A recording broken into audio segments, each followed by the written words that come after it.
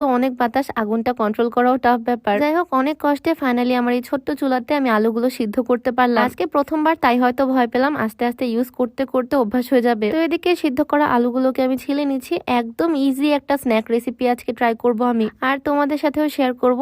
একদমই ইউনিক, একদমই সিম্পল। আলুগুলো যাতে সুন্দরভাবে ম্যাশ হয় তা আমি আগে একটু গ্রেট করে নিচ্ছি। এই গ্রেট করা আলুগুলোকে ভালোভাবে আমি ভর্তা বানিয়ে নিচ্ছি, মানে আলু ভর্তা টাইপে বানাবো আর কি। এই স্ম্যাশ আলুগুলোর মধ্যে আমি দিয়ে দিলাম কিছুটা লবণ, একটু মরিচের গুঁড়া, সামান্য পরিমাণে জিরা গুঁড়া, আর দিয়েছি অল্প একটু চালের গুঁড়া। সবকিছু দিয়ে ভালোভাবে মিক্স করে নিচ্ছি। বিকালে বা সন্ধ্যায় আমি এরকম হালকা কিছু স্ন্যাক্স রেসিপি প্রত্যেক দিনই প্রায় বানাই, আর আজকে করতেছি একদমই সহজ একটা স্ন্যাক্স, যেটা খেতে অনেক মজা আর জিনিসটা বানানো খুবই সহজ। তাও আবার নতুন রেসিপি বানাচ্ছি আমার ছোট্ট চুলাটাতেই। তো এখান থেকে আমি অল্প অল্প করে আলুর ডো নিয়ে গোল গোল করে বল বানাচ্ছি, আর দেন এগুলোকে ফ্রাই করব। তার আগে তোমাদেরকে একটু বলে রাখতে চাই, তোমরা যারা লম্বা হতে চাও, উচ্চতা বাড়াতে চাও, তোমরা চাইলে এই কম্বোটা ট্রাই করতে পারো, যেখানে থাকছে হাইট ডেভেলপ সাপ্লিমেন্ট আর হাইট গ্রোথ প্লাস সাপ্লিমেন্ট। প্রোডাক্টগুলো বাংলাদেশের বিএসটিআই কর্তৃক অনুমোদিত হয়। এগুলোতে কোনো রকমের সাইড এফেক্টের ভয় নাই। হাড়ের বৃদ্ধির মাধ্যমে উচ্চতা বৃদ্ধি করে আর হাড়ের শক্তি বৃদ্ধি করে। ছেলে মেয়ে যে কেউ খেতে পারবে। প্রোডাক্টগুলো তোমরা পেয়ে যাবা ফিট ক্যাফে ফেসবুক পেজ থেকে। পেজটা আমার ডেসক্রিপশনে মেনশন করে দেওয়া থাকবে। এক এক করে এদিকে আমি অল্প অল্প করে আলুর ডো নিয়ে বল বল বানিয়ে নিচ্ছি।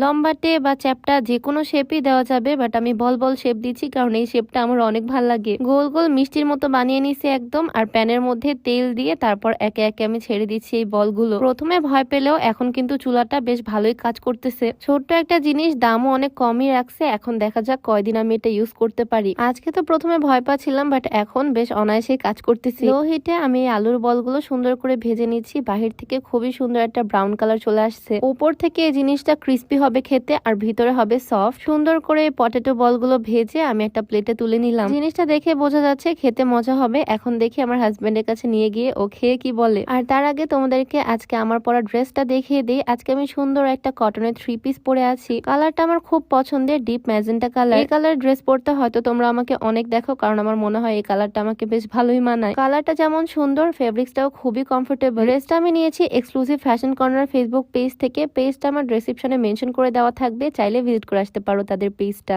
যাই হোক, আমার স্ন্যাক্স তো একদম রেডি। সাথে দিয়ে দিলাম টমেটো সস, ওপর দিয়ে একটু জিরা গুঁড়া ছড়িয়ে দিলাম। আর আমার পটেটো বলগুলো একদম রেডি। জিনিসটা দেখতে খুবই ইউনিক লাগতেছে। শুধু আলু ভর্তা বানিয়ে গোল গোল করে রোল করে ভেজে নিছি, তাতেই রেডি এই সুন্দর সুন্দর পটেটো বলগুলো। একদম গরম গরম দিছি ওকে। এই জিনিসটা না আসলে অনেক মজা লাগে, উপর থেকে ক্রিস্পি আর